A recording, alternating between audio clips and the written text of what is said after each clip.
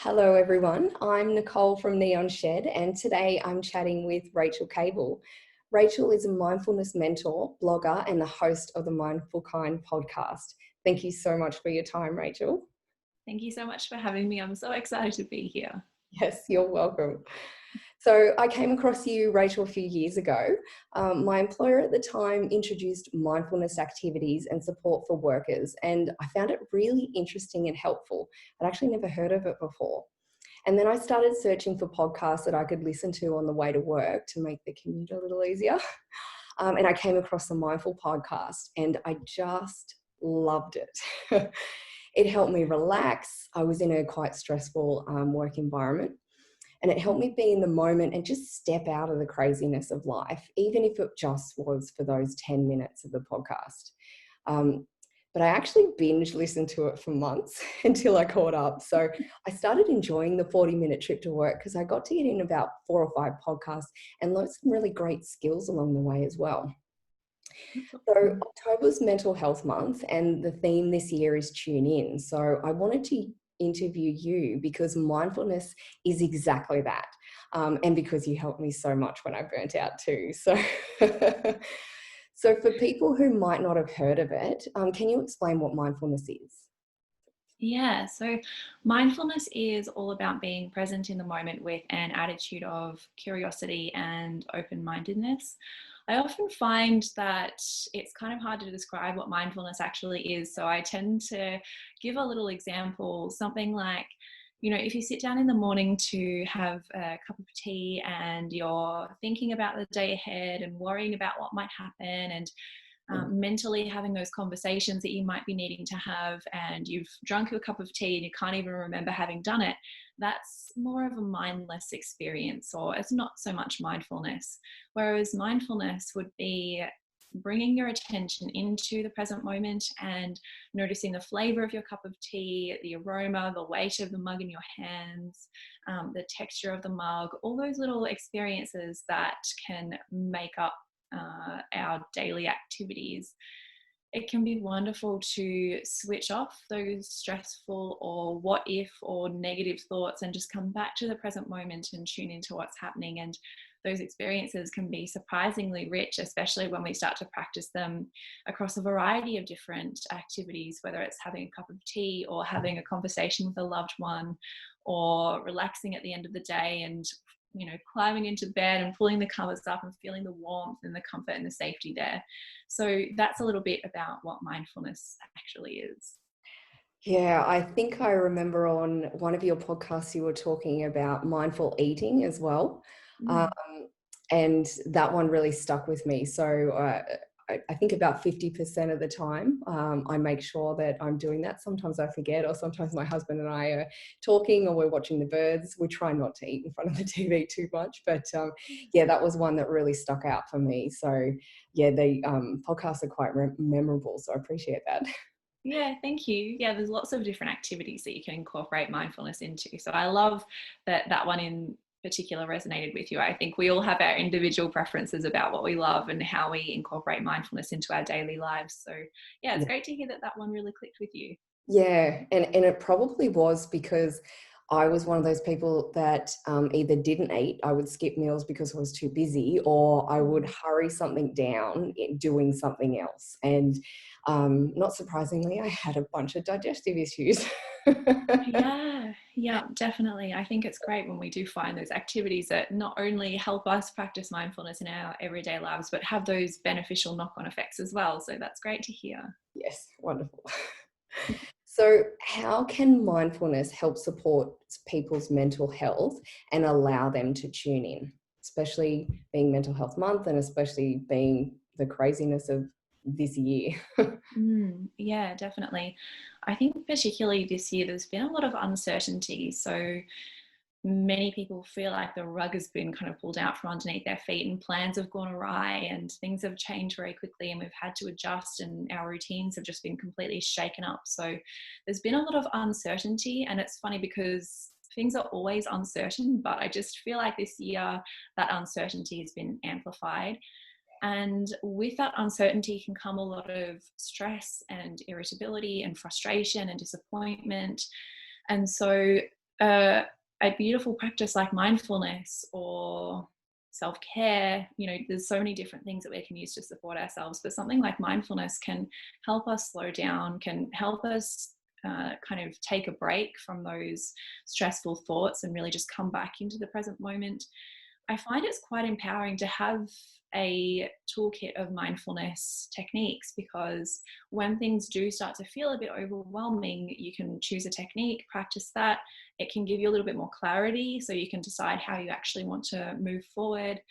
I think that mindfulness can be wonderfully supportive, because we do live quite rushed and busy and uncertain lives, and it's kind of like, I don't know, it's kind of like being able to just slow down can be such a relief. And for me personally, I did come from a childhood where I was quite stressed and anxious in my younger years, and that's why I wanted to study psychology in the first place, and where I learned about mindfulness. So I do know what that transition can feel like, where you're lying awake at night and you can't switch off those thoughts, and you're not getting enough sleep, so then you're more stressed and irritable the next day, and you get kind of stuck in that cycle. So having mindfulness techniques where you can be lying in bed at night, notice that those thoughts are going a bit haywire, bring things back, calm things down. It's just that sense of empowerment and being able to look after yourself, especially during tough times. Yeah. And you raise a amazing point that I remember really threw me off and probably added to the fast pace of the burnout is the sleep, not being able to turn that chatter off, and not being able to sleep so that you can repair and recover is not healthy. So to be able to be more mindful and help put you to sleep is the health benefits are amazing. Yeah, definitely. So what are your top tips to reduce stress and anxiety? What do you do personally? Yeah, definitely. So I do practice mindfulness quite a lot during my day. So I have my daily activities, but I also have my little formal practices where I'll sit down and actually practice a mindfulness technique.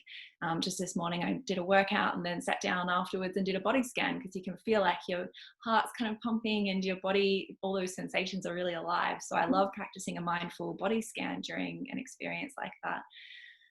So I do practice mindfulness quite a lot, and there's been some research that has found that a consistent mindfulness practice can actually physiologically change your brain so that it becomes less reactive to stressful situations, which is absolutely incredible. And I'm excited to see there's more and more research coming out about all of that.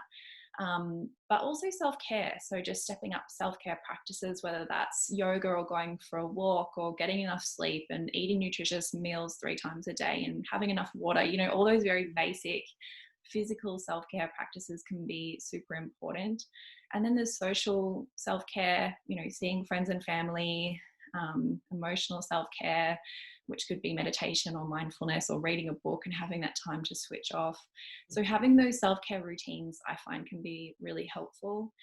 But something that I find doesn't get talked about all that much is actually identifying what those stress triggers are and working to reduce or eliminate those. So I think that there is a lot of focus around stress management, and I love that, and I think that's fantastic, because a lot of stress is often unavoidable and it's just something that we have to be resilient with.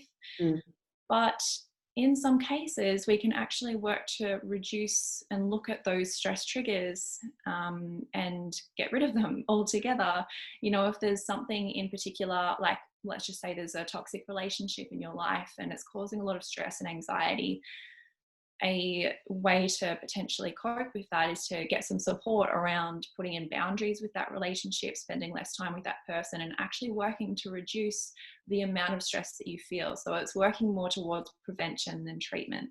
So those are 3 things that I like to recommend: practicing mindfulness and establishing that consistent practice, creating those solid self-care routines, and then also working to know what your stress triggers are and potentially finding ways that you can reduce those. Yeah, that's wonderful. And I have done all of those 3 things as well. I'm sure you spoke about them on your podcast, which is where I got them from. Um, but what other services do you provide? So obviously we've spoken a little bit about your podcast, and I'll definitely attach a link to where people can find that on this video. But what else do you provide? Yeah, definitely. So I also do one-on-one coaching via Skype, so we can do that no matter where my clients are in the world. I have an online mindfulness course as well that opens for enrollment every now and again. So I do offer that. And then on my website, I mean, there's so many different resources. There's my blog and my podcast are both there. So there's articles. I have a free members section as well that's got workbooks and lots of fun things in there too. So yeah, love I love being able to share lots of resources and different things that people can use, and focusing on practical strategies that people can actually realistically implement into their everyday lives, even when it might be a little bit busy or there's lots of different things that they're managing. So yeah, but you can find me at rachelcable.com. That's where everything is. Okay, so that's the best place to get in touch with you. Yeah. Yeah. Yeah, and I can vouch for your members section as well. There's so many resources there that really help in your everyday life. So thank you so much for putting so much out for free. Yeah, no worries. Thank you. So just to close out, did you want to take us through a mindful practice, just to share with people what a simple mindful practice could be? Yeah, absolutely. So I thought that I would share a mindful breathing technique. Mhm. So you don't need anything special. I'll just guide you through it. You're welcome to either sit down or lie down comfortably wherever feels good for you. If you can, you're welcome to close your eyes down and then place one hand over the center of your chest. And now starting to just let your thoughts settle, perhaps letting your body settle down into stillness.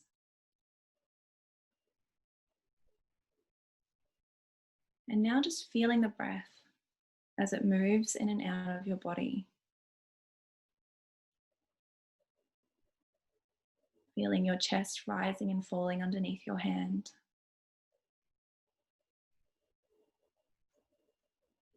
Not needing to change your breathing pattern, just allowing it to stay effortless.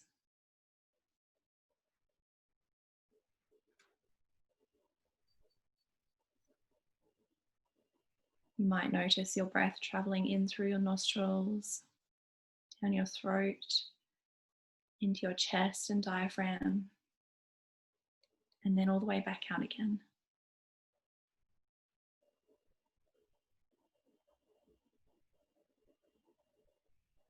You might also tune into the sensation of your hand over your chest, perhaps a gentle pressure or the warmth.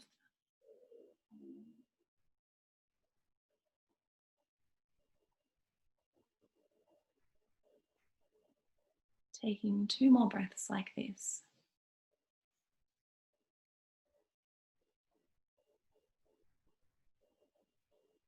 And whenever you're ready, you're welcome to place your hand back down again.